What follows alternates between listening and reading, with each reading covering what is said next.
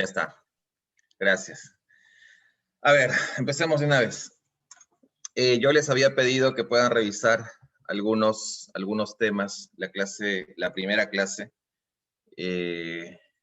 Quisiera empezar haciendo algunas preguntas, a ver si han podido revisarlo. Antes que eso, para no perder el tiempo, no podemos perder el tiempo, quisiera que me confirmen al chat quiénes sí han podido revisar lo que les he pedido. O sea, fundamentalmente el tema de los artículos y este decreto legislativo 384. Solamente dígame sí o no en el chat.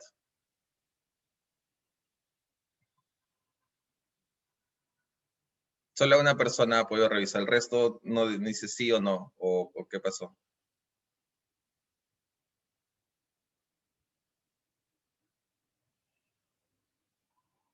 Ya, de acuerdo. A ver, Alexis González. ¿Está Alexis González? Sí, doctor.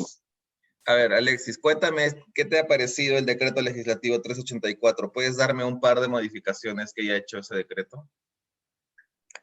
No, disculpe, no lo he podido leer. Ya está. A ver. Ángela Ceballos.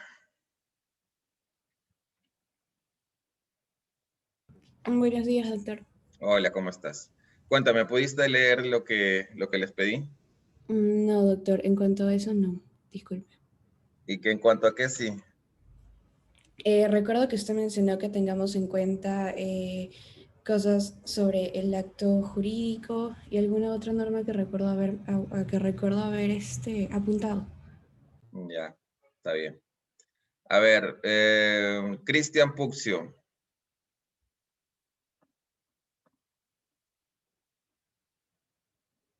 ¿Está Cristian Puccio? Cristian, ¿no has revisado nada?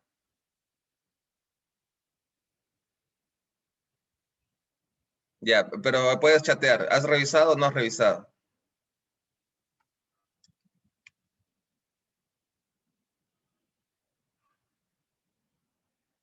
Ok, entiendo que es un no. Ok, está bien. A ver, la última. Gabriela de Los Ángeles.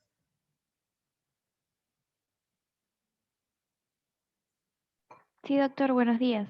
Buenos días, ¿cómo estás? ¿Pudiste revisar el decreto?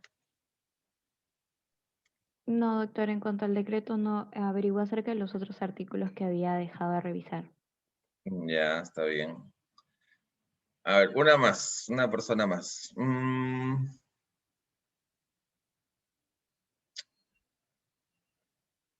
Magna Mercedes. Doctor, buenos días. Hola. No pude ¿Revisaste el revisar no pude, doctor, disculpe. Ya, está bien. A ver. Mira, ustedes han llevado estadística, ¿verdad? Ustedes han llevado estadística, ¿cierto? En ciclos, primeros ciclos. ¿Sí o no? Economía ya. Bueno, estadística no lleva. A ver, chicos, miren, yo quiero ser súper sincero con ustedes. Si no se ponen las pilas, simplemente no van a aprobar. De 5 personas, ninguna ha revisado el decreto legislativo que es necesario que lo revise. ¿De acuerdo? Entonces, si saco una media de 5 personas que me dicen que no, estoy segurísimo que el 90% no ha revisado nada de lo que les he pedido. Entonces, ahí tenemos un problema porque ustedes no están, digamos, cumpliendo con las tareas mínimas que yo les he dicho. Esto les va a tomar un par de horas como máximo, no más. ¿De acuerdo? Entonces, yo les pido, chicos, que se alineen a las tareas sencillas que estoy pidiéndoles que hagan, porque si no, esto no va a funcionar. Entonces, tienen todo el fin de semana para revisarlo, y no les pido todo el fin de semana, les pido un par de horas. Y además, otro detalle, este decreto legislativo 384 se supone que ustedes ya lo han estudiado en acto jurídico. Además que lo han estudiado en personas. porque en personas han visto capacidad. Capacidad se ha modificado absolutamente todo. En acto jurídico también han tenido que estudiarlo, porque uno de los requisitos de validez del acto es el tema de la capacidad legal, capacidad jurídica del sujeto que va a intervenir en el acto. Entonces, si ustedes ni siquiera recuerdan lo que han estudiado hace no mucho, hay un gran problema. ¿De acuerdo? Entonces, yo les pido, chicos, que se pongan las pilas, porque si no, esto no les va a ir bien en el curso. No les va a ir bien en el curso. Así que tengan muchísimo cuidado con eso, por favor. Estamos a tiempo de que ustedes puedan hacer las cosas bien. Más adelante no va a ser posible, porque ya las notas no te van a alcanzar, no te van a dar. ¿De acuerdo? Decreto Legislativo 384, que regula el tema de la capacidad. 384, sí, 384. El que regula el tema de la modificación de la capacidad y bueno, su objetivo principal era regular el tema de la capacidad de las personas con discapacidad, pero se metió a regular absolutamente todo.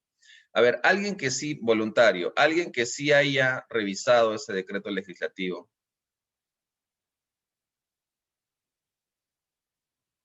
Mariana, a ver, Buenos días, doctor. ¿cómo estás?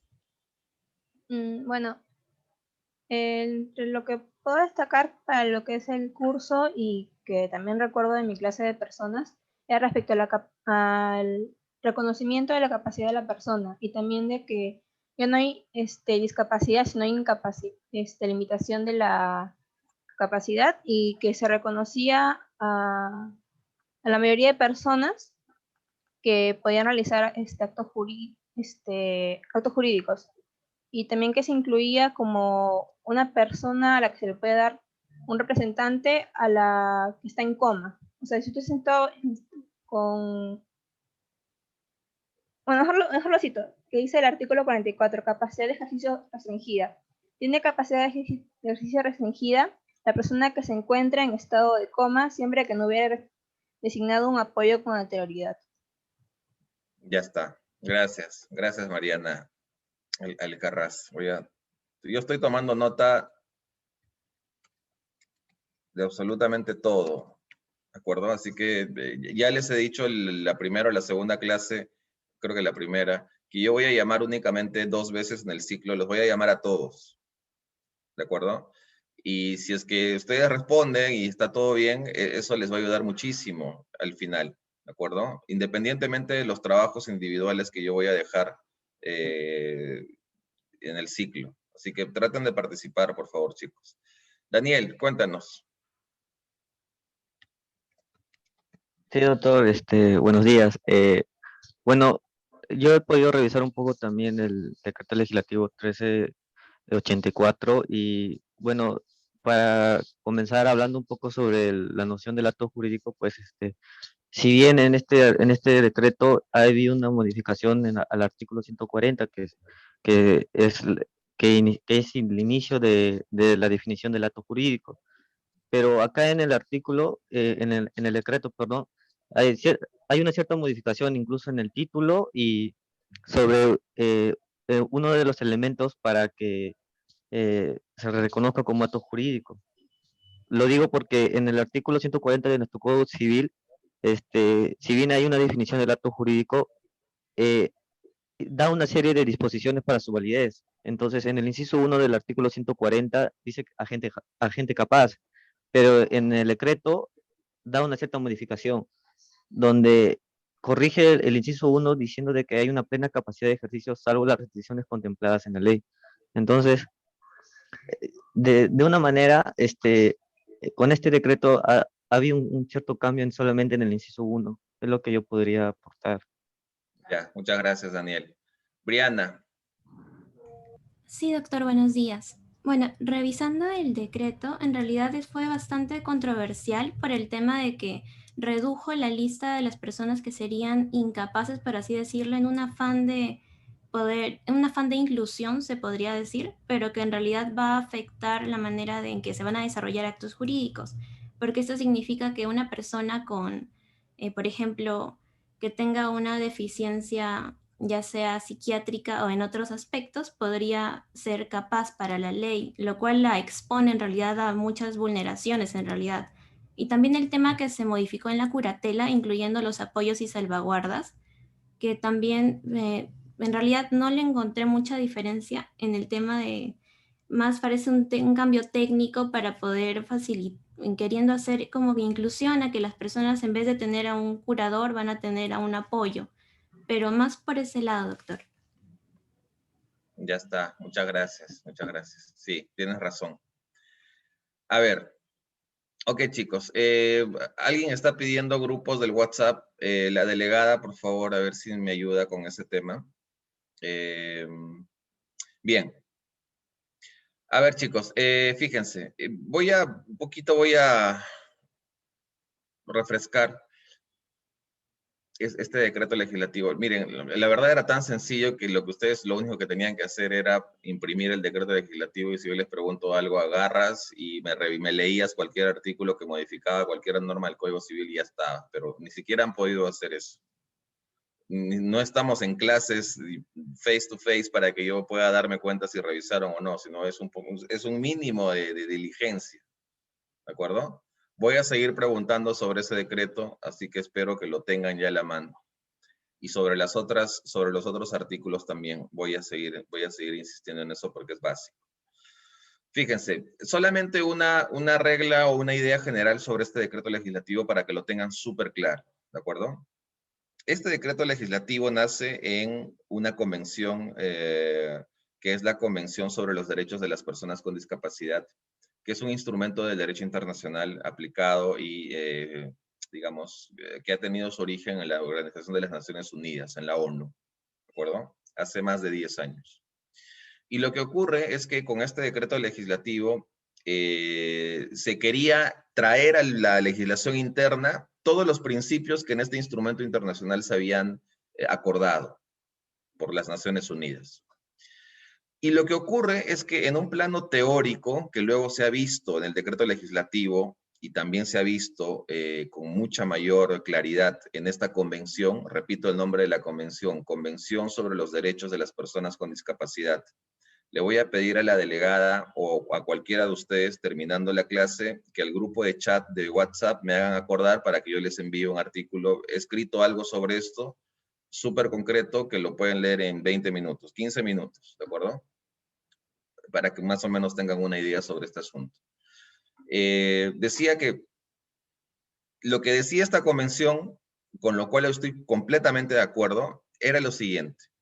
Nosotros vivimos en una sociedad en donde, por el propio funcionamiento, por la propia forma incluso de cómo somos nosotros mismos, tendemos a excluir a las personas con discapacidad. Es decir, no las integramos socialmente, ¿no? Entonces, eso lo que ha ocurrido o lo que ha generado es que se haga un análisis antropológico de qué es lo que pasaba históricamente con las personas con discapacidad y se ha llegado a la conclusión, luego de muchos estudios antropológicos, sociológicos, que hemos pasado en la humanidad por 3 etapas, en razón a el enfoque que se le tiene que dar al tratamiento de las personas con discapacidad. La primera etapa o el primer momento es aquel que la antropología denomina el modelo de exclusión, ¿de acuerdo? Y pongo ejemplos muy concretos. Antes, y esto viene desde hace cientos de años, antes de los incas, ¿no? En algunas culturas pre-incas, cuando alguna persona nacía con alguna malformación física, lo sacrificaban, lo mataban. ¿De acuerdo? Es decir, no querían que ese sujeto, que ese ser humano entre a la sociedad porque lo veían con algún tipo de malformación, ¿no? Otro supuesto más reciente y mucho más claro, los nazis, ¿no?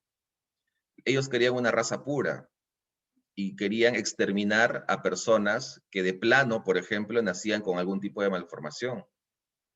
Por ejemplo, las personas que tenían un síndrome de Down o algún problema, nacían mutilados de alguna forma, los mataban, ¿no? Ese modelo de exclusión de las personas con discapacidad entonces estaba presente en esos supuestos. Incluso ahora mismo, ¿no?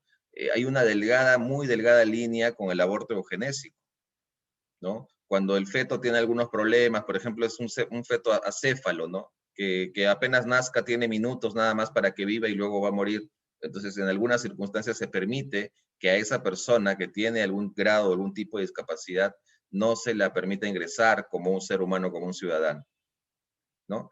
Entonces, ese primer modelo luego se vio superado y entramos a un segundo modelo, una segunda etapa en la historia, en la que ya no se trata de excluir al sujeto, sino se trata de que el Estado le otorgue algunas facilidades, algún tipo de, digamos, ayuda para que esa persona pueda tratar su discapacidad, ¿no?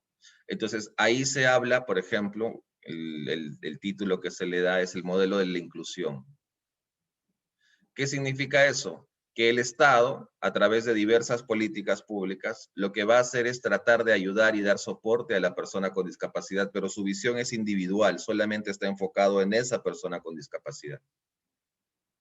Y más recientemente, en las últimas décadas, ya se habla de un modelo social. Y la diferencia entre el modelo social y el modelo de inclusión radica fundamentalmente en que en el modelo social, lo que va a hacer el Estado es no solamente enfocarse en la persona con discapacidad, sino va a enfocarse en toda la sociedad para que toda la sociedad en conjunto incluya a esa persona con discapacidad a la actividad habitual. Les pongo 3 ejemplos de cómo ese modelo social ha calado en muchas sociedades, en muchos lugares. Primer ejemplo, si ustedes son curiosos, y la curiosidad es la base de muchísimos descubrimientos, si ustedes son curiosos, cuando han entrado a edificios, cuando han entrado a ascensores de construcciones nuevas, hablo de los últimos años, por lo menos en Perú, van a darse cuenta que debajo de los números, o en alguna parte del número del botón del piso al que ustedes van a ir, hay unos puntitos. Y esos puntitos son braille. ¿De acuerdo? Son braille, es decir, una persona ciega que entra en un ascensor en esos edificios recientemente construidos, cuando quieran ir al piso tal, no pueden leer el piso porque no tienen visión, entonces van a guiarse por esos puntitos que son braille. ¿No? Otro supuesto interesante. No digas, oh, porque a mí también me pareció increíble, pero después de pensarlo dije, oye, esto es buenísimo, ¿no? Entonces, esa es una forma increíble de inclusión social, ¿no? Otro supuesto. De un tiempo a esta parte, todas las modificaciones en materia de construcción que se realizan por los municipios o por el Estado, incluyen, ¿no? Rampas en las veredas. Antes solamente era vereda, ¿no? Entonces, ¿qué ocurría? Que una persona en silla de ruedas no podía movilizarse en una ciudad. ¿Por qué? Porque era imposible transitar por esa persona porque tenía que andar sobre ruedas. Pero ahora hay rampas, ¿no? Todas las nuevas modificaciones incluyen rampas. Y eso está normado en la ley, ¿no? Algo interesante, algo también plausible y algo también que forma parte de este modelo social de inclusión de las personas con discapacidad. Otro supuesto, cuando ustedes van a postular, porque algunos de ustedes lo van a hacer, cuando ustedes van a postular algún trabajo en el Estado, hay un casillero que dice, en el formulario de postulación que tú vas a llenar, hay un casillero que dice, ¿persona con discapacidad o no? Entonces, si tú pones sí, automáticamente el sistema te va a botar un puntaje adicional. ¿Para qué? Porque el Estado también, en todo este modelo social de inclusión, lo que quiere es jalar a más personas que se incluyan y puedan trabajar en el Estado, ¿no? Otra más chiquita, que me parece que no está reglamentada aún, pero en algunas municipalidades ya existe. Cuando tú vas a cruzar la acera, hay algunos semáforos que suenan, ¿no? Hay algunos semáforos que suenan. Entonces, fíjense, chicos, ustedes cómo este modelo social de inclusión de las personas con discapacidad a una sociedad como la nuestra, que es completamente segmentada, que es machista, que es xenófoba, que no respeta los derechos, que siempre utiliza los adjetivos e insulta cuando no tienes ningún argumento, está tratando de, a través de una ley, del imperio de la ley, y ahí dense cuenta ustedes la importancia de la ley, ¿no? Es algo que no vemos, pero es algo que rige sociedades. Está tratando de que estas personas puedan incluirse, ¿De acuerdo? Claro, Solange dice hasta en el examen de universidades públicas también tienes esa opción, ¿no? Para que te suban algunos puntos, lo cual está magnífico. Entonces, chicos, fíjense que ese es el modelo social que ha adoptado esta convención. Repito, Convención sobre los Derechos de las Personas con Discapacidad. A quien le gusta el derecho constitucional o de los derechos humanos, ese es un buen tema de tesis, por ejemplo. El artículo 12 sobre todo. Entonces, ese modelo se adopta en el seno de las Naciones Unidas y en las Naciones Unidas hacen todo un desarrollo de una serie de principios, porque como ustedes saben, a nivel de instrumentos internacionales, lo único que tú puedes hacer es generar una serie de principios rectores. No puedes poner normas específicas, ¿no? Ahí la diferencia entre reglas y principios. Derecho de introducción al derecho constitucional básico. La Constitución en su mayoría de supuestos que tiene principios. Las leyes infraconstitucionales, ¿qué tienen? Reglas, normas específicas. ¿Cuál es la diferencia? Por ejemplo, principio de buena fe. Es un concepto súper amplio y se va a desarrollar atendiendo a cada caso concreto, el concepto de la buena fe. Otro concepto súper amplio, el interés superior del niño. No hay un parámetro cerrado que te diga cuándo sí, cuándo no aplicar esto, sino que el juez en cada caso concreto tendrá que hacer un desarrollo de ese principio y aplicarlo al caso. Regla, por ejemplo, si eres mayor de edad, tienes capacidad de ejercicio. Es cerrado. ¿Qué necesito? Que cumplas el supuesto de hecho para que te dé la consecuencia jurídica. ¿Cuál es el supuesto de hecho? Mayor de edad. ¿Cuál es la consecuencia? Tienes capacidad de ejercicio. Entonces, fíjense ahí la distinción que existe entre esos principios y esas reglas. ¿De acuerdo? Hay libros interesantes, voy a recomendarles para que ustedes puedan estudiar esto un poco con más detalle. Entonces, la convención tiene principios. Entonces, ¿cuál era el chiste en toda esta discusión? ¿Cuál era el asunto de fondo aquí? Que cada estado que se adhería a esta convención tenía como obligación en el plano del derecho internacional adecuar la legislación interna para que esos principios puedan verse reflejados en normas internas. Y al estar en normas internas son parte del derecho interno y eso podía generar un cambio y pueda generar la inclusión de las personas con discapacidad en la sociedad. Entonces se formaron algunas comisiones y ninguna comisión tuvo éxito porque prepararon algunos proyectos, pero no funcionó. Y en el año 2018, de la noche a la mañana, sale un decreto legislativo, que es el 1384, y modifica más de 50 artículos del Código Civil con el afán de incluir esos principios de la Convención al derecho peruano. 3 ideas sobre este decreto legislativo que ustedes no deben olvidar nunca. La primera es que confunde discapacidad con la figura de la capacidad legal. Y acá voy a hacer una distinción entre 3 conceptos. El primer concepto es el de la capacidad legal. Esa es una ficción jurídica. Esa es una postura legislativa. El legislador nos da el concepto de capacidad legal. ¿Qué es la capacidad legal? Capacidad de ejercicio. Es esa potestad que nos da la ley para que nosotros podamos celebrar actos que cumplan con ese requisito de la gente capaz. Pero repito, cuando hablo de la gente capaz, en esa línea de capacidad legal, estoy haciendo referencia a un sujeto que tiene pleno uso de sus facultades y que además ha cumplido con lo que la ley señala para que tenga esa capacidad. En el caso peruano, 18 años. En algunos estados de Estados Unidos, 21 años. Los que se han ido Work and Travel, por ejemplo, ya saben cómo es eso, ¿no? En algunos estados, para comprarte una cerveza necesitas tener más de 21 años. Si tienes menos de 21 años, no te venden cerveza. Pero en otros estados, con 18 años ya las tienes. ¿No? Entonces, ese es el primer punto. Primer concepto, la capacidad jurídica, la capacidad legal, que es enteramente derecho. El segundo concepto es el de la discapacidad. Y aquí ya no hablamos de un concepto legal. Aquí debemos entender que la discapacidad es un concepto que es médico. Puedes hablar de una discapacidad física o una discapacidad mental. ¿De acuerdo? Discapacidad física, por ejemplo, las personas que no pueden caminar. Discapacidad mental, por ejemplo, las personas que tienen síndrome de Down grave. ¿Ok? Segundo concepto. Integridad física, psíquica del sujeto. El diagnóstico te lo tiene que dar un médico o uno a simple vista se puede dar que es una persona con discapacidad. Ojo, nunca utilicen la frase persona discapacitada. porque incluso suena algo peyorativo. Es persona con discapacidad, ¿no? Algunos lo llaman persona con habilidades diferentes, por ejemplo, que también es válido. Pero en el plano, digamos, jurídico, usualmente se utiliza es una persona con discapacidad, ¿de acuerdo? Y en tercer lugar, amigos, tienen ustedes el concepto de la incapacidad. Y el concepto de la incapacidad, según definición, el diccionario, que es la primera fuente a la que uno recurre, nos dice que es aquel sujeto que le falta la aptitud para hacer algo.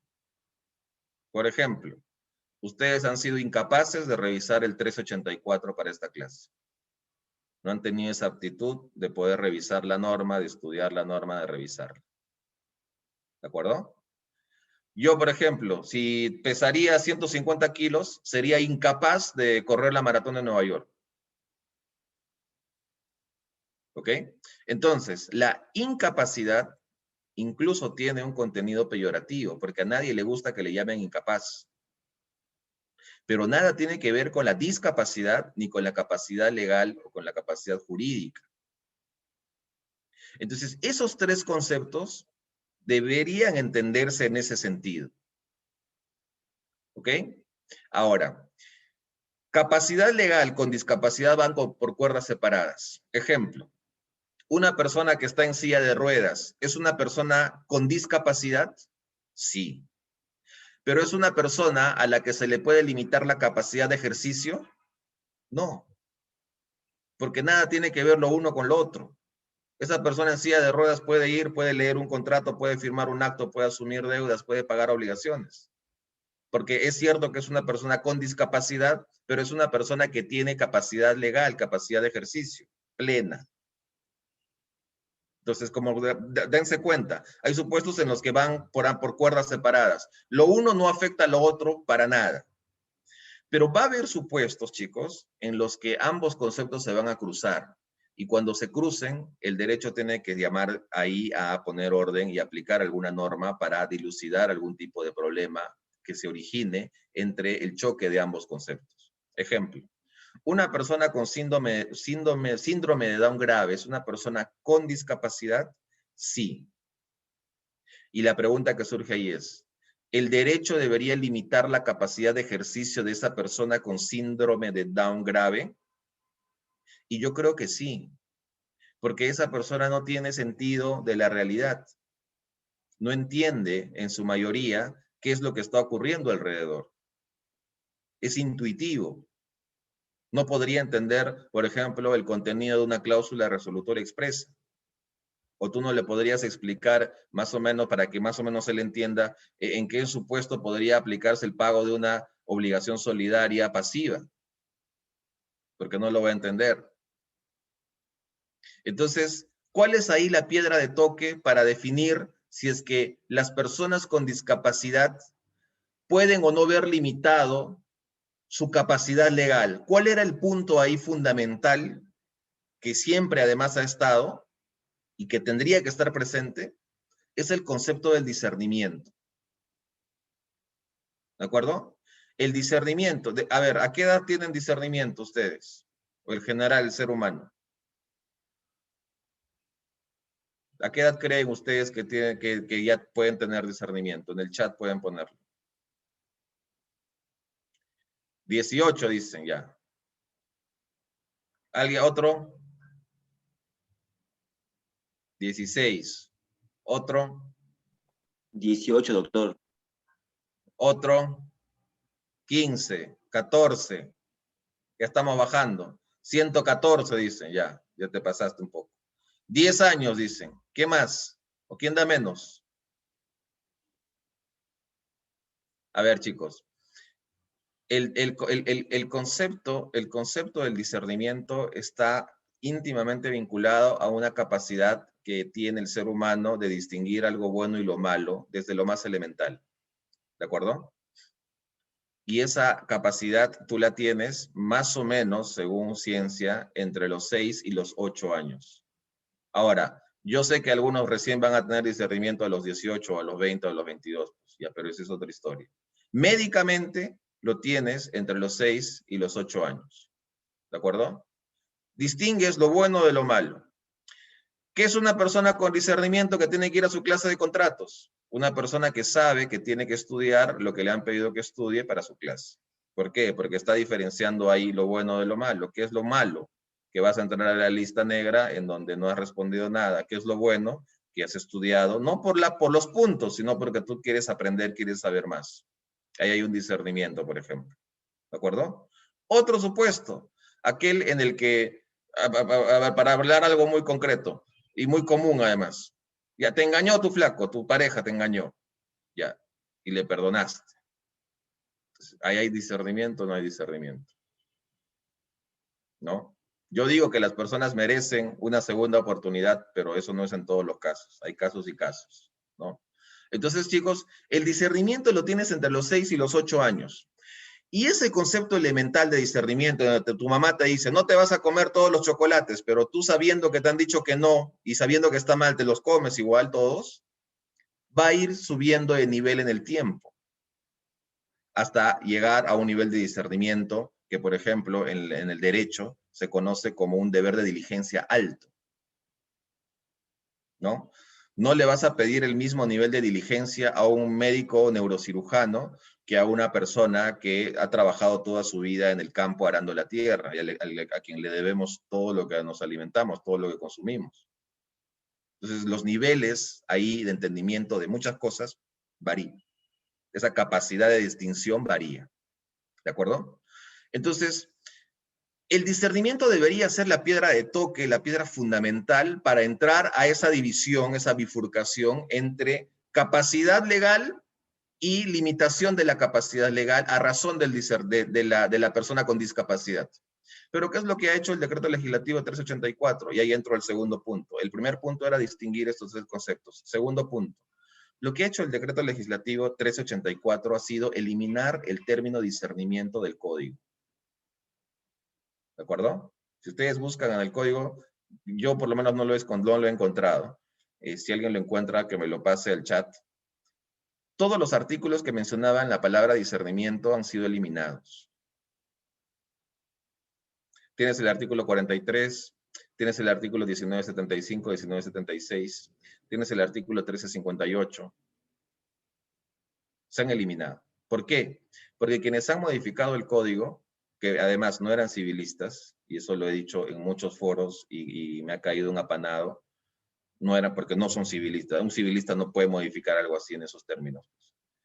Lo que han confundido es el término que el código llamaba incapacidad absoluta y relativa, porque el código lo llamaba así, incapacidad absoluta y relativa. Y ese eslogan, ese título de esos artículos, lo han confundido con discapacidad. Y cuando han visto esa semejanza, han dicho hay que modificar todo esto porque esto está mal. ¿Por qué? Porque las personas con discapacidad sí tienen que ser parte de la sociedad, y para ser parte de la sociedad tiene que reconocérsele los derechos de manera plena, como cualquier otro sujeto. Entonces el teléfono malogrado se originó ahí. Y ahora ustedes ven, y este es el tercer punto, ahora ustedes ven artículos como el 43 que dice son absolutamente incapaces o no tienen capacidad de ejercicio y solamente tienes un supuesto que es los menores de 16 años. El inciso del discernimiento se ha derogado, se ha eliminado del ordenamiento peruano. ¿Y eso qué significa? Que haciendo una interpretación a contrario, puedes decir sin ningún problema hoy que todas las personas, incluso las que no tienen discernimiento, tienen plena capacidad de ejercicio. Lo cual, desde mi punto de vista, es una locura.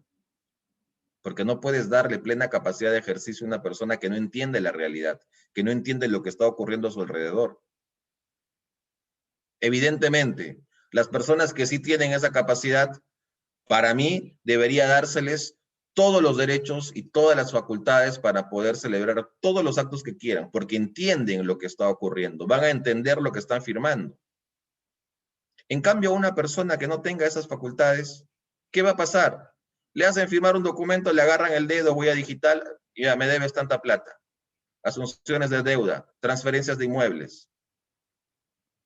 Entonces, ¿dónde está ahí ese razonamiento elemental que debería tener en cuenta, y esta es la teoría general del acto jurídico básica, que el proceso de manifestación de voluntad es un proceso interno y es un proceso externo? En el proceso interno se encuentra, entre otras cosas, esa voluntad, ese querer, se encuentra ese discernimiento, ese entendimiento de lo que está ocurriendo. Y en un segundo proceso es la manifestación, la exteriorización propiamente dicha de la manifestación de voluntad. ¿De acuerdo?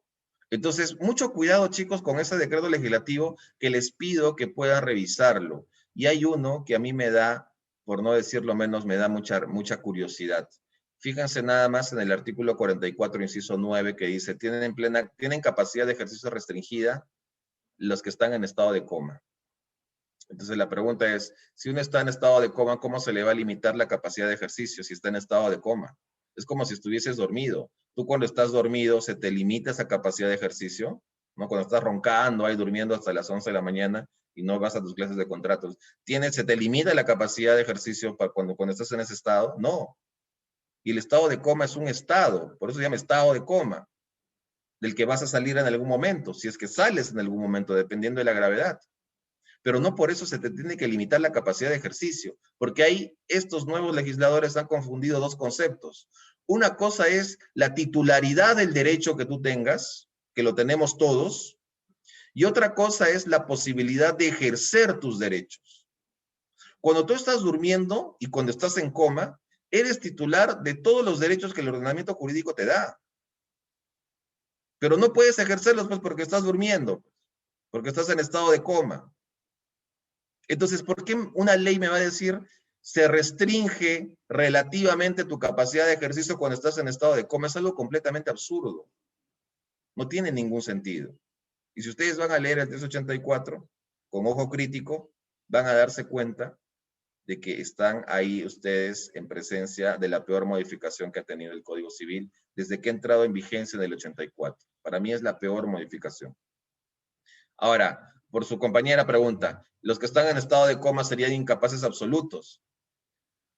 Lo que pasa es que ahí no hay que confundir, no hay que confundir, porque, repito, una cosa es la titularidad del derecho y otra cosa es la posibilidad de ejercicio del derecho. Son dos cosas distintas. Yo creo que no serían ni siquiera incapaces absolutos, porque la incapacidad absoluta se da en razón, o se debería dar en razón, a la posibilidad del sujeto de ejercer un derecho. Pero pudiendo ejercerlo, no tiene sentido de la realidad. O por una limitación normativa en razón a la edad, sus actos van a ser nulos. Pero en un estado en el que no puedes ejercer ningún derecho, no se te puede imputar ahí un supuesto en el que vayas a caer en un ámbito de limitación de la responsabilidad. ¿De acuerdo? Bien, a ver chicos, esas tres ideas quiero que les quede súper claras de este decreto legislativo, por favor. La más importante es que ahora todas las personas, incluso aquellas que no tengan discernimiento, son capaces, pueden celebrar contratos, pueden celebrar actos. ¿Síndrome de Down grave puede? Sí puede. Pero profesor, es un absurdo, yo sé que es un absurdo, pero la ley lo permite. ¿De acuerdo? Entonces, ahí mucho cuidado con esas ideas, por favor. Jesús, cuéntame. ¿Qué tal, doctor? Muy buenos días. Así con respecto, como usted dice, por ejemplo, una persona con síndrome de Down grave puede celebrar contratos, ¿no entraría ahí el principio de buena fe? Que según tengo entendido de sus lecturas decía también que hay personas que no, que lo hacen de mala fe porque saben que tienen alguna incapacidad. ¿Eso no entraría a primar ahí? O igual, como el decreto legislativo 384 puede primar sobre el principio de buena fe. No me quedó muy claro. Tengo una duda ahí. Ya, no hay ningún problema, yo te explico. A ver, chicos, dos ideas para que nunca lo olviden en sus vidas. Primera idea. Si tu oponente en un proceso tiene como argumentos a la Constitución, ya ganaste. Repito. Si tu oponente tiene como argumentos normas de la Constitución, tú ya ganaste. Porque alguien que invoca la Constitución como único argumento para ganar un proceso civil es porque no tiene nada. ¿De acuerdo? Primer punto. Segundo punto. Solamente con la buena fe jamás vas a ganar algo. La buena fe es una norma de interpretación que sirve para apoyar, que sirve como soporte a un argumento principal. La buena fe no puede bailar sola con su pañuelo en la fiesta. La buena fe siempre la tienen que sacar a bailar alguien. ¿Quién es el alguien? Una norma fuerte que se aplique al caso, una norma clara, una norma directa. Y la buena fe ahí va a apoyar, va a soportar como un argumento adicional que usualmente se pone casi al final. ¿De acuerdo? Por algo muy sencillo. Porque la buena fe se presume, 1362 del Código Civil. Hay una presunción de buena fe. El legislador que dice, yo voy a creer que todos los peruanos actúan de buena fe. Como yo, que a las 60 personas que no he llamado, de buena fe yo voy a creer que han podido estudiar y a repasar las normas que les he pedido. Porque hay una presunción que juega a favor de ustedes. ¿Cuándo se va a destruir la buena fe? Cuando pruebes mala fe o cuando pruebes que ha ocurrido lo contrario. Entonces necesitas prueba. ¿De acuerdo? Necesitas una prueba que pueda haber representada la existencia de la mala fe. Si es que no tienes prueba, sigo pensando que es una buena fe. Cindy, cuéntame. Bueno, un claro ejemplo podría ser de lo que usted está hablando, por ejemplo, cuando yo adquiero una propiedad, por ejemplo. Adquiero una propiedad y en este caso el principio de buena fe, por ejemplo, si es que en este caso está registrado ese bien, entonces ahí no operaría ese principio. Sin embargo, ocurriría todo lo contrario cuando la ley, en este caso, apoya al tercero de buena fe cuando el bien, por ejemplo, no estuvo inscrito en registros públicos. Gracias, Cindy. Es una buena idea la que sueltas, porque esto me permite también hacer una distinción. Chicos, a ver, dentro del concepto general de la buena fe, hay subtipos de buena fe. Uno de esos subtipos es la buena fe registral, que es a la que se refiere Cindy. Que es cierto que está iluminada por el concepto general de buena fe, pero su aplicación tiene, digamos, utilidad en el plano registral únicamente. De hecho, hay una norma en el Código Civil que hace referencia a la buena fe registral. ¿Alguien tiene el artículo?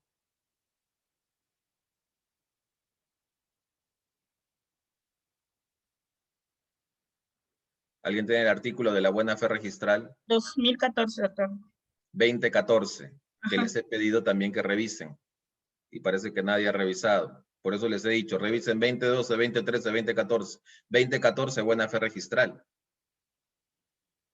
¿De acuerdo? ¿Qué dice ese principio? Se presume que quien adquiere de quien figura como titular en su registro está adquiriendo de buena fe. ¿De acuerdo? Pero el 1362, que es la buena fe en general, ilumina todos los actos. Ahora, me preguntaba, antes de que Cindy hablara, me preguntaba otro de sus compañeros. Entonces él me decía, entonces, ¿significaría que no hay buena fe o hay mala fe? A ver, hasta antes de la entrada en vigencia del decreto legislativo 384, chicos, hasta antes de la entrada en vigencia de esa ley que ha modificado brutalmente el Código Civil, y brutalmente lo digo en su primera acepción, cuando se aprovechaban de una persona que, por ejemplo, tenía un síndrome de Down moderado, ¿ya? Que además hay casos sobre esto en el plano penal. Yo lo he explicado en alguna ponencia que di alguna vez. El supuesto era el siguiente. Una chica que tenía síndrome de Down moderado, ¿de acuerdo? Los papás de la chica mueren y le dejan a la chica una casa. Entonces los tíos de la chica se meten a la casa para cuidar a la chica.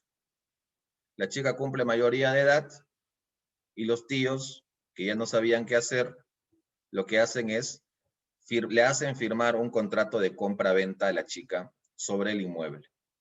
¿De acuerdo?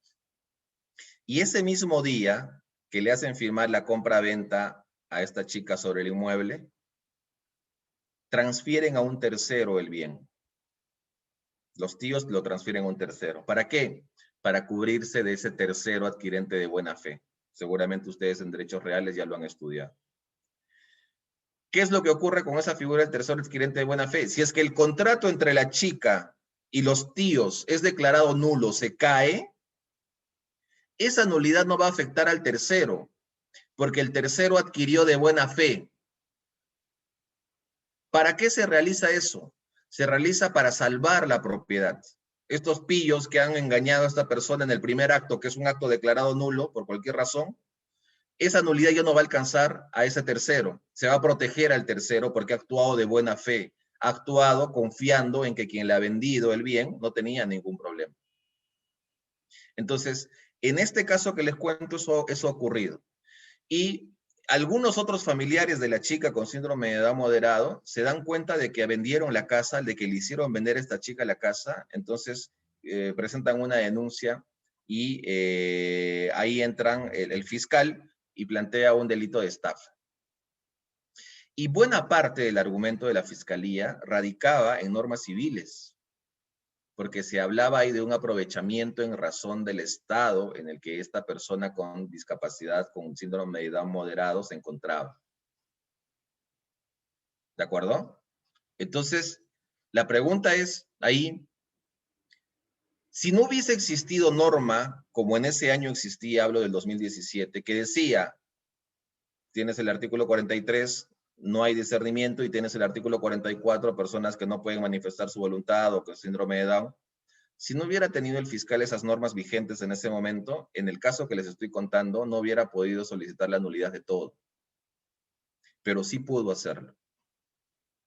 En ese sentido, además, el fiscal es también titular de la acción de nulidad, artículo 220 del Código Civil. ¿Quiénes más pueden solicitar la nulidad fuera de las partes? Fuera de las partes, tienes terceros interesados, moral o económicamente, y además la fiscalía. El Ministerio Público es titular también de una acción de nulidad en el plano civil. Y de Yapita te sueltan la nulidad de oficio del juez. Justo en la mañana me he amanecido preparando una casación porque se ha valorado como, se ha dado validez a un contrato que ha sido supuestamente firma legalizada ante un notario que estaba en el año 70. El contrato es del año 70, pero cuando uno hace el análisis se da cuenta que el notario no era notario en el año 70, sino recién fue notario en el año 78. Claramente ese es un supuesto que se puede ser atacado de nulidad manifiesta incluso. Entonces en Corte Suprema vamos a pedir que aplique el 9º pleno casatorio que permita a los jueces declarar de oficio una nulidad cuando la nulidad sea manifiesta. Y en este caso claramente es una nulidad manifiesta, porque no hay manifestación de voluntad. E incluso se ha fabricado la intervención de un notario que en el año 70 no era notario, sino era notario recién en el año 78. ¿No? Entonces, en este caso, chicos, que les cuento, no vas a ganar nunca nada con la buena fe. Pero lamentablemente por las modificaciones del Código Civil ahora lo que va a ocurrir es que cualquier persona que quiera denunciar algún fraude, algún abuso, algún tipo, no sé, pues de estelionato o algún delito contra el patrimonio en el que se vea inmerso una persona que tiene algún problema mental o algún problema de discapacidad o algún problema de cognoscibilidad de la realidad, simplemente esa denuncia, porque ni siquiera hablo de demanda, hablo de denuncia, se va a caer, porque el denunciado lo que va a decir hoy es, un momentito, según las normas del Código Civil, este es un acto plenamente válido y eficaz, porque ya no hay discernimiento y porque además todos los supuestos de personas con discapacidad han sido eliminados de las causales de nulidad y anulabilidad.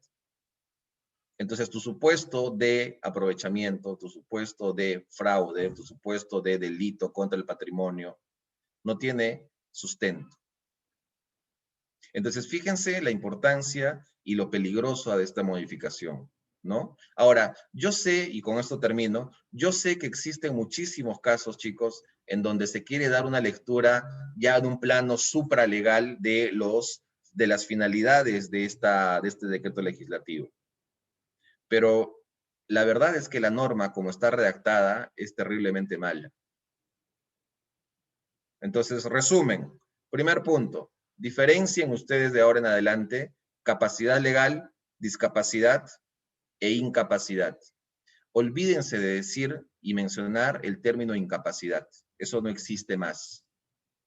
Profesor, entonces, a los supuestos de incapacidad absoluta e incapacidad relativa, ¿cómo lo tengo que llamar? Simple. Si no eres flojo, simple. La figura general es capacidad jurídica plena. La figura intermedia será capacidad de ejercicio restringida de manera parcial. Repito, capacidad de ejercicio restringida de manera parcial. Y el tercer supuesto, capacidad de ejercicio restringida de manera total o de manera absoluta. Esa es la correcta forma de referirse a estos tres niveles de capacidad. Personas con discapacidad, no incapacitadas, con discapacidad. Situación médica. Y, en tercer lugar, que ya olvídense de ese término, la incapacidad. ¿De acuerdo? Primera idea, diferenciar esos tres conceptos. Segunda idea, el término discernimiento ha sido completamente eliminado. Repito, el término discernimiento ha sido completamente eliminado del Código Civil, mal eliminado. Porque el discernimiento te permite tener conciencia de lo que estás firmando, de lo que estás celebrando, de la manifestación de voluntad que estás dando. Repito lo anterior. Primer elemento, primer supuesto, capacidad de ejercicio plena. Segundo supuesto, capacidad de ejercicio restringida de manera parcial o de manera relativa, si quieres. Y tercer supuesto, capacidad de ejercicio restringida de manera absoluta o de manera total. ¿De acuerdo? Entonces, el segundo supuesto, el discernimiento se ha eliminado. Y el tercer supuesto que mencionaba era aquel que, ahora que no existe la figura del discernimiento ni estos supuestos de discapacidad que tenían vinculación directa con la capacidad legal, la regla general es que todos los sujetos de derecho son plenamente capaces. Profesor, incluso los que son locos, Profesor, incluso los que tienen problemas, que no entienden, no tienen discernimiento, todos. Síndrome de Down grave también, profesor, todos. Mal modificado, pero está así. ¿De acuerdo? Entonces, chicos, esas ideas, por favor, quiero que quede súper clara. Y antes de continuar, ¿alguna pregunta sobre lo que acabo de decir en torno a este régimen de capacidad legal? Porque el presupuesto del contrato es pues el agente capaz, sujeto que tenga capacidad de ejercicio. Sin esa claridad no puedo entrar a contratos. Por eso les pedí que revisen el 384. ¿Alguna pregunta?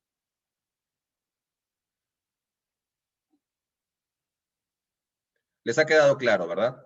Por lo menos confírmenme en el chat que les ha quedado claro lo que acabo de decir.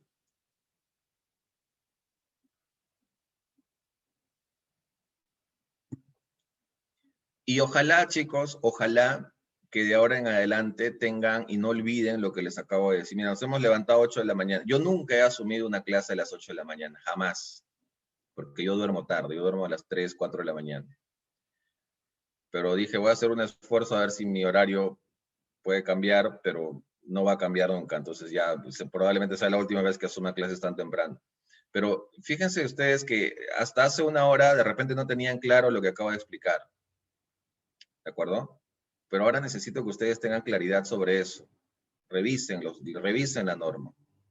Magna pregunta algo interesante. Los ludópatas, ¿no? Los ludópatas, los ebrios habituales, los toxicómanos, los pródigos. Seguramente algunos de ustedes son pródigos, ¿no? Que gastan por gastar y al final no rinden.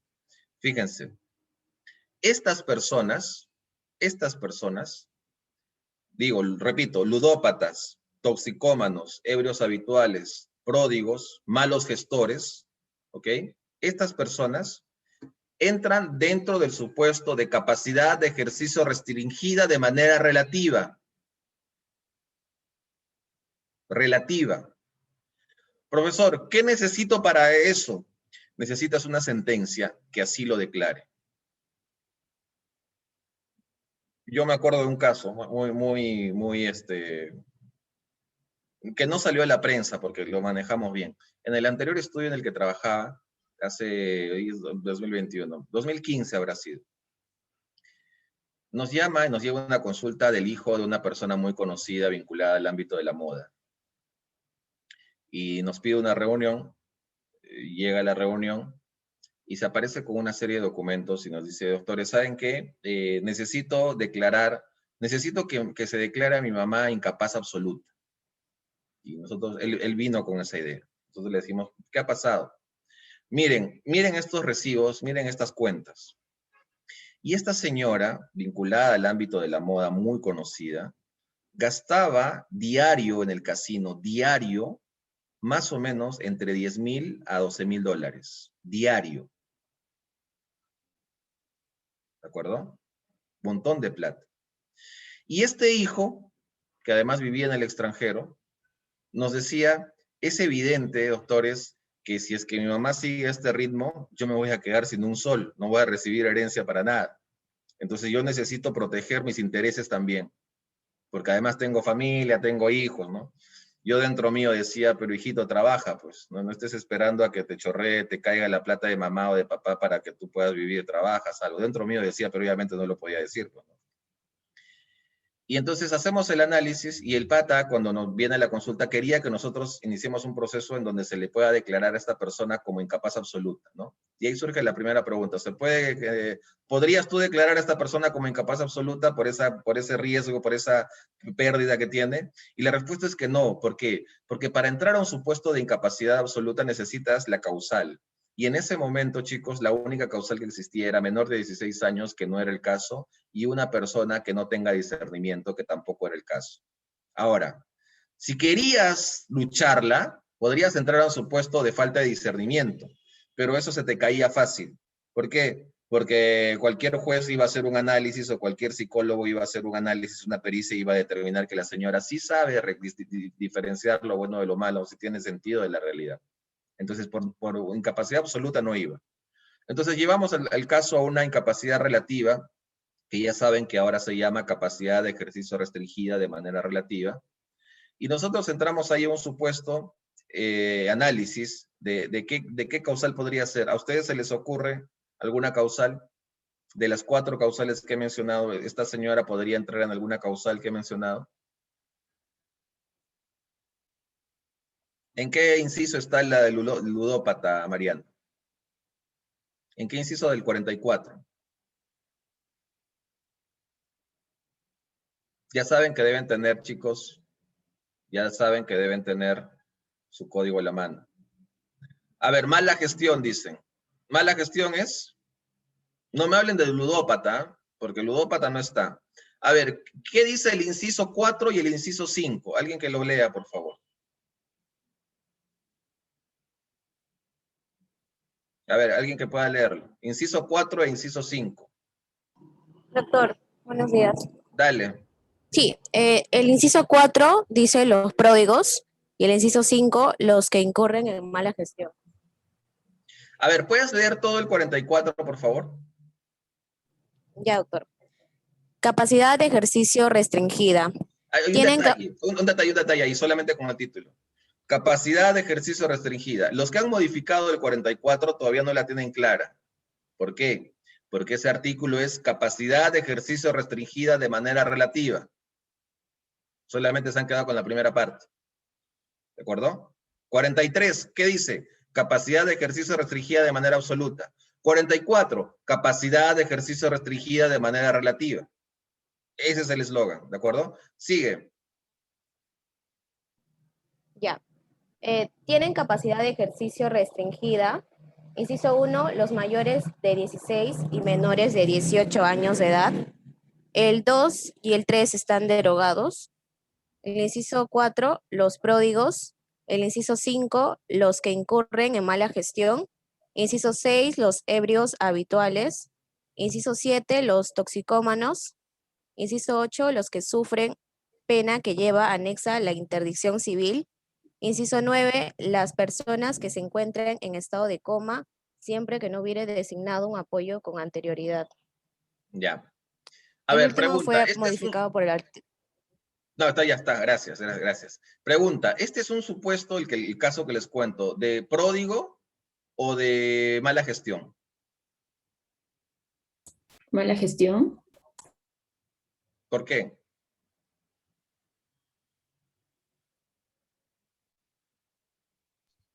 Porque hay un gasto innecesario de dinero, o sea, que ¿Y el pródigo tampoco hace mala gestión de su dinero, gasto innecesario? pero no sabe administrar sus recursos. Porque es su dinero propio. Por eso, ¿cuál va? ¿Pródigo o mala gestión? ¿Cuál es la diferencia? Pródigo. Hay una diferencia ahí.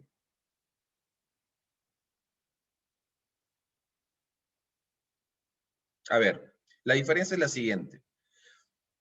El pródigo hace un despilfarro de su plata. ¿De acuerdo? Así como cuando se van de juerga ustedes y se gastan toda la plata y ni siquiera tienen para el pasaje de vuelta, ya. Si ese fuese todo su patrimonio, ustedes serían pródigos ahí, porque estás gastando de la tuya, todo. ¿De acuerdo? En cambio, cuando tú hablas de una mala gestión, hace referencia al gasto de un patrimonio ajeno. ¿Ok? Por ejemplo, soy administrador de una empresa y me reviento todos los ingresos, toda la plata, no sé, pues me voy en un yate, en los mejores restaurantes, me voy de viaje a París 2 veces al año, compro la ropa que quiero, regalo mi plata, o sea, ya. Es una mala gestión, pero de un patrimonio ajeno. ¿Ok? En este caso entrabas a un supuesto del pródigo.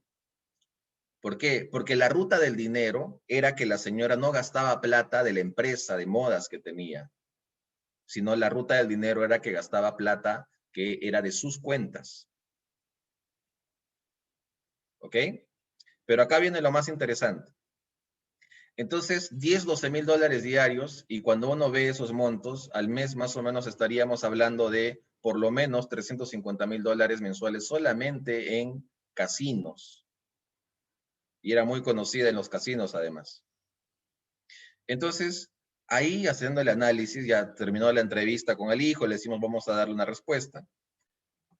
Ahí la pregunta que surgió es, ¿cuáles son los ingresos de esta señora? Porque si tú me dices que los ingresos del sujeto, ojo, si tú me dices que los ingresos del sujeto son de 200 mil dólares y estás gastando más de lo que ingresa, me queda absolutamente claro que existe ahí un gasto completamente innecesario que tiene que ser retenido. Pero los ingresos de la señora mensuales ascendían más o menos a un monto de $1,5 millones de dólares. ¿De acuerdo? Entonces, haciendo el análisis proporcional de los ingresos que tienes versus lo que estás gastando, no calzaba, pues, en un supuesto que amerite entrar a un proceso de interdicción para que se declare a esa persona como pródiga. Porque sus ingresos eran muy superiores al gasto que ella tenía. ¿De acuerdo? Entonces, fíjense, es como si tú ganaras 1.500 soles y gastas 300 soles en tonterías. No puede decir ahí que eres una persona que sufre de esa, digamos, de ese problema que te va a llevar a un supuesto en donde se te limite la capacidad de ejercicio, de manera parcial por lo menos. ¿Ok? Entonces, chicos, lo que quiero decir con este ejemplo es que los casos siempre se analizan en los hechos, en las circunstancias que ocurren. Y el tema de la capacidad de ejercicio restringida de manera relativa da para un debate mucho mayor, porque hay muchos casos interesantes. Entonces, en este caso, ¿qué le dijimos? Lamentablemente no podemos hacer nada. O sea, podríamos demandar, sí, pero no nos vamos a meter a un proceso que no lo vamos a ganar. Pues, ¿por qué? Porque no hay razón. ¿De acuerdo? Entonces, ese tema de mala gestión y ese tema del pródigo se tiene que analizar en contexto a los ingresos. Es un tema enteramente económico. ¿Ok? Bien. Me preguntaban entonces, ¿cuándo en un supuesto dentro de los toxicómanos y todo eso, chicos? Para eso necesitan sentencia judicial. Y la sentencia judicial que ordene que esta persona es una persona a la que se limita de manera parcial sus derechos, esa sentencia se tiene que inscribir en el registro. Y en el registro público, en la partida de la persona, porque hay un registro de personas, persona natural, la sentencia se va a inscribir. Entonces, ¿qué va a permitir eso? Que, por ejemplo, yo quiero contratar, no sé, pues con Andrea ya. Y Andrea es declarada, no sé, pues con alguna causal. Entonces, mi diligencia me va a llevar a investigar a Andrea si tiene alguna sentencia por algo en el registro personal de los registros públicos. Y ahí voy a encontrar la sentencia que, por ejemplo, limita su capacidad de ejercicio de manera parcial por estar en alguno de estos supuestos. Entonces, yo me voy a enterar. Además, recuerden algo. Todo lo que está inscrito en el registro se presume que yo lo conozco. Si yo no voy a registro a hacer esa averiguación, se presume que yo conozco igual la calidad, la situación en la que se encuentra Andrea. Contrato con ella y luego me entero que va a ocurrir algún problema, yo quiero alegar alguna situación y yo en mi locura, porque no llevo contratos con Chipana, voy a decir, no, ella actuó de mala fe porque ella sabía que tenía la sentencia inscrita y aún así ha contratado conmigo. Pero ella me va a decir, un momentito, todo lo que está inscrito en el registro se presume conocido por todos, así que no puedes alegar desconocimiento. Publicidad registral. ¿De acuerdo? Bien. A ver, Acá una pregunta. En caso de que la persona poco a poco va aumentando los gastos hasta el punto de que el 100% de ingresos contra el 90% se puede anticipar la figura del pródigo por especular que en el futuro va a superar los gastos de los ingresos. Podrías hacerlo, John, pero necesitas prueba. Necesitarías una prueba, ¿no? En el derecho americano, por ejemplo, se utilizan mucho los patrones de conducta. ¿Cómo así? Imagínense que mis ingresos son por 1000, ¿de acuerdo? Y yo empiezo gastando 10, pero voy subiendo. 20, 30, 50, 100, 150, 200, 300, 400, 500. Si estoy en 100, no puedo solicitar pues todavía que sea declarado pródigo, porque en razón a los ingresos, 100 no representa mayor problema. Pero si el patrón está subiendo, o sea, si el monto está subiendo, ahí tienes un patrón de conducta que es constante. Y eso ya es economía, ¿no? Entonces, al ser un patrón de conducta constante y el tener tu prueba sobre eso, podrías anticiparte y decirle al juez, mire, el patrón de conducta de esta persona, que es mi hermano, ¿no? Mi hermano menor, que es la oveja negra, es lo peor que existe, está despilfarrando toda la plata que papá le ha dejado. Entonces, yo solicito que se le declare a esta persona una persona con capacidad de ejercicio restringida de manera parcial. Porque mi patrón, tengo pruebas, está acá, empezó con 10 y ya está en 400. Entonces podrías anticiparte, pues necesitas prueba, ¿de acuerdo? Cuando uno va a un proceso, chicos, necesitas prueba. ¿Ok? Si hay un euro habitual y no está declarado en registro, no es considerado como euro habitual. David, no, necesitas la sentencia. Lamentablemente necesitas la sentencia. Si no tienes sentencia, es como una persona que tuviese ejercicio pleno de su capacidad. Además, recuerden otra cosa, este tipo de procesos de interdicción que se llamaban antes, que ahora ya no se llaman así, sino se llaman únicamente procesos en donde se limita de manera parcial tu capacidad de ejercicio, este tipo de procesos no son comunes, son súper raros. Yo conozco un caso, si alguien es de Cusco, por ejemplo, de repente conocerá esta leyenda. En Cusco hay una calle que se llama Procuradores. Es una calle donde venden de lo bueno y de lo malo. Y hay pizzerías muy buenas además. Y en esa calle Procuradores había un personaje histórico que se llamaba el Gato con Botas. Y el Gato con Botas siempre estaba en esa calle tirado, alcoholizándose, era ebrio, un ebrio habitual. Pero la historia del Gato con Botas era súper interesante porque él venía de una de las familias más ricas de Cusco. Su familia tenía muchísimo dinero. Pero ya se habían dado por vencidos a que esta persona deje el alcohol.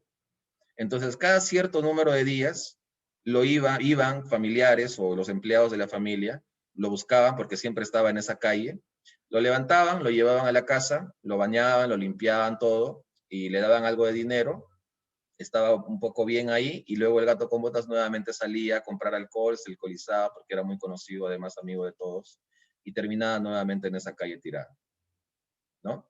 Entonces, a esta persona, que era muy conocida por este vicio que tenía y además era un tipo alegre, la verdad, era carismático, ¿no? Y se hizo amigo de mucha gente. Pero era curiosa su historia porque su familia tenía muchísimo dinero, pero aún así no ha podido, digamos, luchar con el flagelo y con el vicio que esta persona tenía. Murió hace algunos años el Gato con Botas. Entonces, nunca siquiera se inició un proceso de interdicción. Nunca siquiera se le declaró a esta persona como una persona incapaz de manera relativa. Porque para efectos prácticos, chicos, este tipo de sentencias no sirven mucho. ¿De acuerdo? No sirven mucho. ¿Por qué? Porque igual tú vas a seguir yendo, pues, no a este casino, si no te irás al casino. Ya, la sentencia va a decir, ludópatas, ya. Entonces, tú solicitas como demandante, solicito al juez que ordene y oficie a estos casinos de Miraflores para que no dejen entrar a mi mamá, que ya es ludópata y que ya gané el proceso. Entonces, el juez va a oficiar a los casinos. Por favor, esta persona no se le deja entrada, pero no puede contratar con ustedes. Ya. Pero siempre va a encontrar, y a mi mamá agarra pues plata y se va a Las Vegas y se queda en Las Vegas pues a jugar. Ya está, ya se acabó el asunto. Y a la sentencia no le vas a demandar hasta allá. Entonces, o como lo mismo con los toxicómanos, con los ebrios habituales, ¿no? Es imposible que tú puedas oficiar a todas las tienditas que venden alcohol para que no le vendan alcohol a esa persona. Esa persona además no está con su cartel de ebrio habitual declarado judicialmente así, andando por la calle. Entonces, en un plano práctico, esto es poco frecuente, ¿de acuerdo? Y sobre este último tema, sobre este tema de la incapacidad, revisen ustedes el caso de Tudela, que si alguno tiene buena memoria, lo habrá visto en algún dominical. El papá de este político Tudela, Francisco Tudela me parece que es, se casó nuevamente creo que a los 80 y tantos años, y sus hijos quisieron declarar la nulidad o solicitar la nulidad de ese matrimonio, porque es obvio que cuando tú te casas, tu patrimonio también cuando mueras va a recibirlo tu cónyuge en buena parte, fuera de tus herederos forzosos que tienes, que serían tus hijos, ¿no? Es como cuando alguien se casa pues a cierta edad. Yo el Chipana, ¿qué edad tienes? 80 años. ¿Y tu novia qué edad tiene? Ah, mi novia tiene 26. Ya. Sí, es que me ama, ¿no? Yo podría decir que me ama, ¿no? Pero no sabemos si me ama o no, de repente es por mi plata, ¿no? Que es la mayoría de los casos que pasa eso. Entonces, ¿qué pueden hacer mis hijos? Podrían solicitar la nulidad de ese acto jurídico que es el matrimonio, porque podrían alegar ellos algún supuesto de nulidad 219 del Código Civil y además las normas de nulidad específicas en el caso del matrimonio para invalidar el acto. Y de esa manera todo mi patrimonio solamente se va a repartir entre mis hijos. Ya mi nueva cónyuge de 26 años no va a tener derecho a una parte de la torta, ¿no? Entonces, chicos, fíjense que este tema de la capacidad es fundamental. A ver, para terminar de una vez con eso, miren que me he pasado toda la clase explicando algo que ustedes ya deberían saber, pero espero que ahora por favor les quede súper claro. No vuelvan a caer en el error de decir que el discernimiento es requisito para manifestar un acto, una voluntad que me lleve a un acto jurídico válido. Ahora, legalmente eso ya no existe. ¿De acuerdo? Y alguien me preguntaba, profesor, ¿y cómo una persona sin discernimiento entonces manifiesta un acto, o manifiesta voluntad, si no tiene discernimiento? Ahí la respuesta está en la práctica. Cuando tú celebras un contrato con alguien, nadie más conoce de la celebración de ese contrato. Basta tu firma o huella digital, ¿no? O cuando vas a comprar el trago, tus papás saben que estás comprando el trago. Tú estás diciendo, mamá, tengo una pijamada de estudio, ya, pero lo primero que llevan en las mochilas son el alcohol, la juerga, los cigarros, ya. Yo he sido estudiante también, pues así que yo me las conozco. Ustedes están de ida, yo estoy de vuelta 20 veces. Entonces, hay situaciones que son las más, en donde los contratos no se conocen por el resto de las personas. Y la regla general en materia de contratos es la libertad de forma. Es decir, la norma no te exige ninguna formalidad para que tu acto sea válido y eficaz. Desde algo tan importante como comprar una casa. Cuando tú compras una casa, incluso puede ser verbal. Incluso pues yo le puedo decir, Valentina, te vendo mi casa, $10,000, una ganga. Valentina me dice, acepto, profesor. Ya, en este momento, ella ya es propietaria de la casa. Por la sola obligación de enajenar, 949 del Código Civil, consensual, sistema espiritualista francés. Y alguien me preguntará, profesor, ¿y entonces qué tanta cosa con el notario y qué tanta vaina con el registro? Ah, pero esa es otra cosa, pues. Esa es otra cosa. Porque yo, o cualquier comprador, ansía llegar al registro. ¿Para qué? Para dos cosas. Primero, para la publicidad del acto, por la presunción de que todo lo que está en el registro se presume, sin admitir prueba en contrario, que es conocido por todos. Ah, entonces ese contrato que he celebrado con Andrea o con Valentina, o no sé qué nombre dije, de manera verbal, ya es público. Primer punto, publicidad, te da el registro. Y segundo punto, oponibilidad del derecho. Es decir, no puede venir un tercero a decir que tiene el derecho de propiedad sobre el departamento que ya se lo he vendido a Valentina. Opongo mi derecho porque está inscrito, lo pongo al tercero. ¿Ok? Entonces, respondiendo a la pregunta que me hicieron, y entonces, ¿cómo una persona sin discernimiento celebra actos? En un plano real, pues, no puede celebrar un acto porque no tiene conocimiento, no tiene sentido de la realidad. Pero te hace aparecer un documento de compra-venta, pues, donde está su huella digital, y ya está el asunto. ¿Cómo lo hizo? Nadie sabe. ¿No? Como la salsa, ¿no? Ya. Nadie sabe cómo lo hace, ¿no? Ni yo no sé. Entonces, ese es el problema, pues, con la modificación del que ha generado el 384. Es una locura total.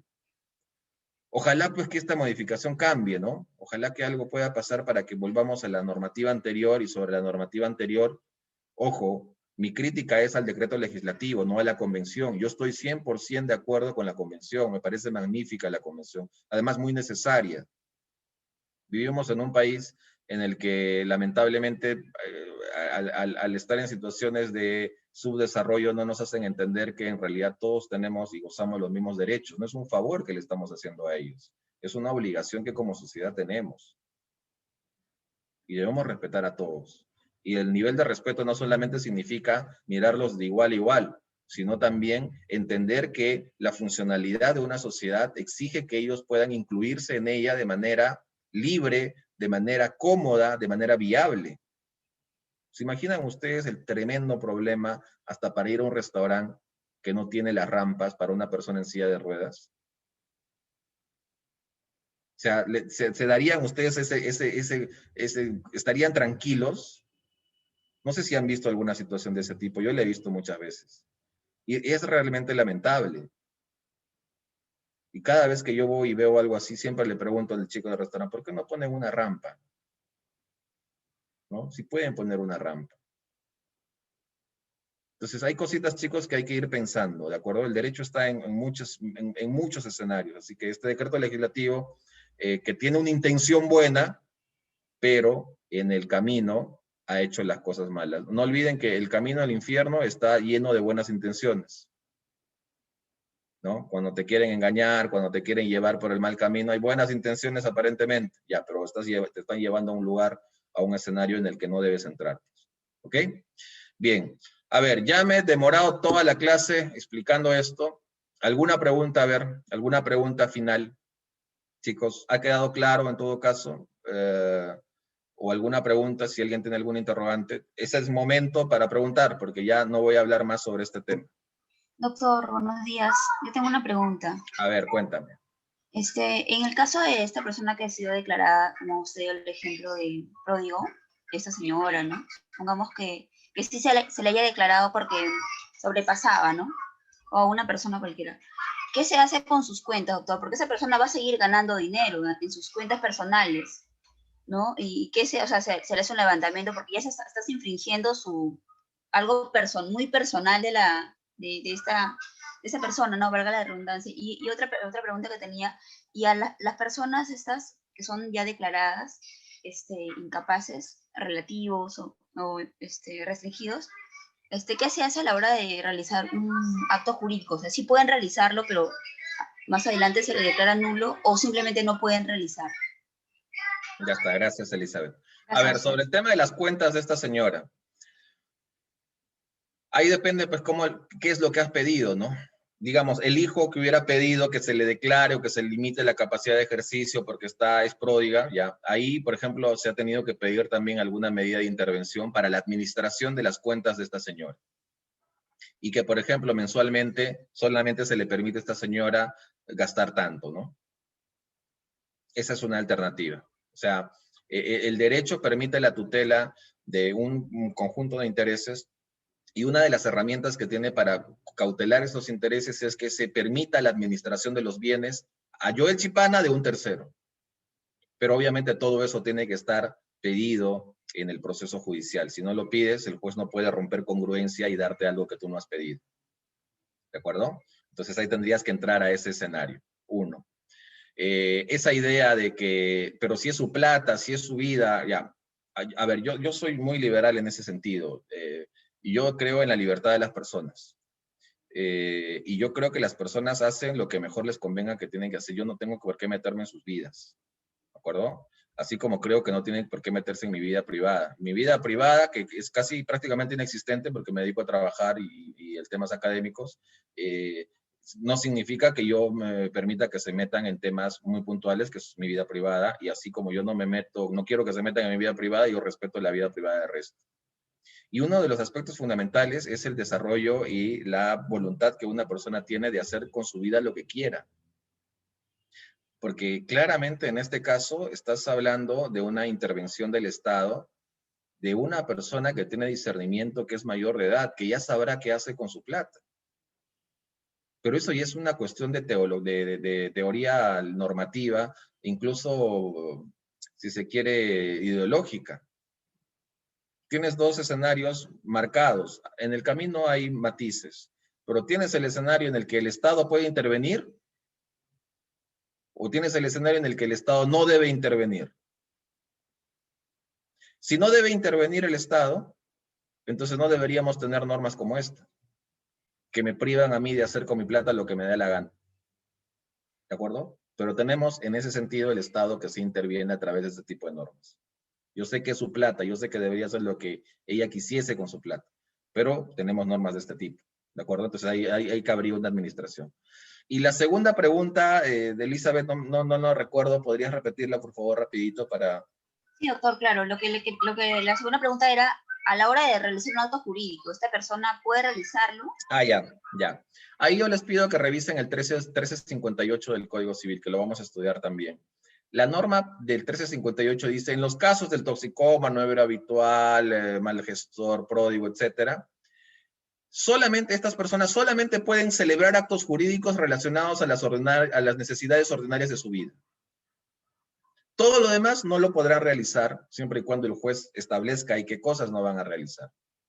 ¿De acuerdo? Pero ese 1358, chicos, lo vamos a estudiar más adelante, pero la respuesta, Elizabeth, a tu pregunta es esa. ¿Ok? Bien. A ver, preguntas. Ya nos tomamos toda la sesión hablando de esto. ¿Alguna pregunta? Ya les ha quedado claro, chicos, todo este tema, ¿verdad? ¿Sí o no? Ya está. Bien, entonces mañana seguimos con la clase. Mañana sí voy a entrar a analizar lo que estaba planeado para hoy. Les reitero nuevamente que por favor revisen las normas que les he pedido que revisen la primera clase. ¿Ok? Esas normas las deben tener en la yema de los dedos ustedes. Pregunto, buena fe pública registrada, ¿qué artículo? ¡Pum! 2014.